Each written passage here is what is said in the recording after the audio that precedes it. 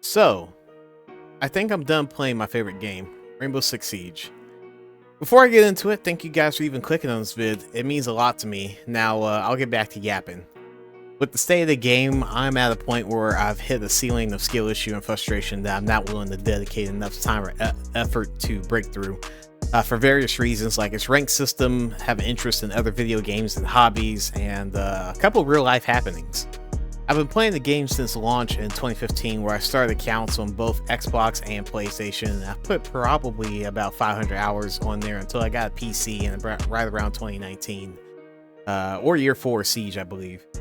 Once I had a new PC where I'm just right under 1,000 hours in the game, I had to learn mouse and keyboard to get my dexterity up, which in itself was a fun challenge. I'm still working with that today.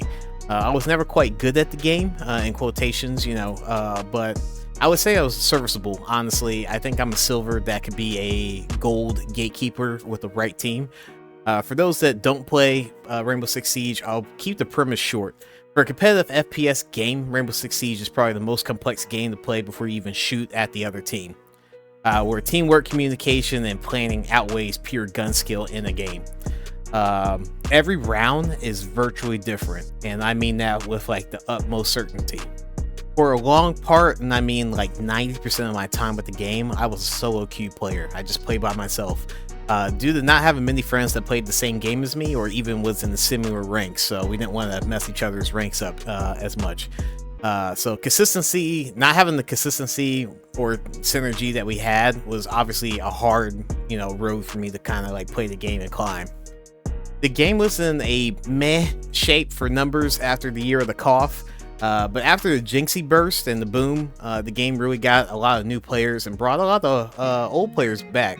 So that was actually pretty cool. And I actually started finding some homies in recent years to play the game and start grinding rank, which for me right now has been like an all-time high for fun for me.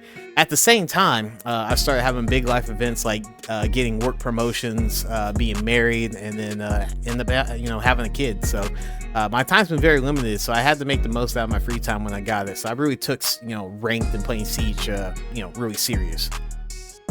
Reviewing the last year and bit of Siege, the shift of the game has slowly turned me away. With this reworking of some of the characters, like the recruits getting split up, and now it feels more unbalanced with the attacker and defender and the roles that they serve on the team. One of the new ops that we have has basically 2 bodies that they can kind of swap between. That when it got leaked, a lot of people memed on it. I think even Aspen Gold memed on the new recruits. Her counter stairs. You're telling me that she can build walking military grade shooting robots, but not a self-driving wheelchair. What's next? A blind sniper? The wheelchair is a reference to the state of the game. The fuck is this game now? So it was really odd.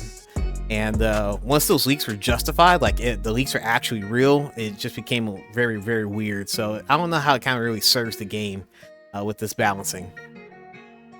And now with the constant shield reworks that we're still getting, the game is still being complained about when it comes back to the balancing of how those shields should operate in the game and how they do feel. The marketplace and the subscription service felt like the leaders wanted to generate money so bad that they made a great value CSGO system with all the skins and stuff that you could buy for the guns. That even that has had controversies. Like there's been reskins of something that was once blue, now it's like green or purple, and people have complained about that. So it's been really bad. But my biggest gripe has been the Rank 2.0 system that's been in there since 2023. That it has gone so bad that they've already started talking about a Rank 3.0, and that's already been in works for, I think, year 10, or it's coming up real soon. I honestly don't know how hard it is to not put players like Silvers in the same lobby as Emeralds or higher and get the mixed match that you even have. I feel like other games do this pretty well when it comes to their ranking systems where they don't have these same problems. That's also been affected with the new crossplay feature that's just implemented, and consoles versus mouse and keyboard and those problems. I feel like they're still needing time to have a little bit of balance with that. With all that being said, I have to also take blame on how I viewed and spent my time with the game. I only played this game to play ranked, and when I do, I only played with like select friends, usually various three stacks due to the synergy and skill similarities that I had. Sadly, I've probably taken the game a little bit too seriously and thought that anytime the recipe added more ingredients, the dish was ruined, so to speak. If you see in any of my streams, you can tell that my skill really relies on one tricks and being lucky with my aiming, so there's a lot of improvement that can be made. Mine. Bomb location secure. Keep an eye on. EDD mounted. Let them come. Come on, come on, come on, time. Stay clear. Damn, I still don't hear it. Oh, here we go. 100%er, baby, let's go! How the? Op 4 has located a bomb. Let's go! It's him. He's him. I like to think that my current run of form on the game is like those old active NBA players that are still playing 5 or 6 years past their prime and been swapping jerseys ever since. And they've been playing terribly. And you know the ones we're talking about, the ones that you don't really recognize in the jerseys that they finally like retired in. Like Juwan Howard, Andre Miller, Jason Terry, Taj Gibson, even Vince Carter.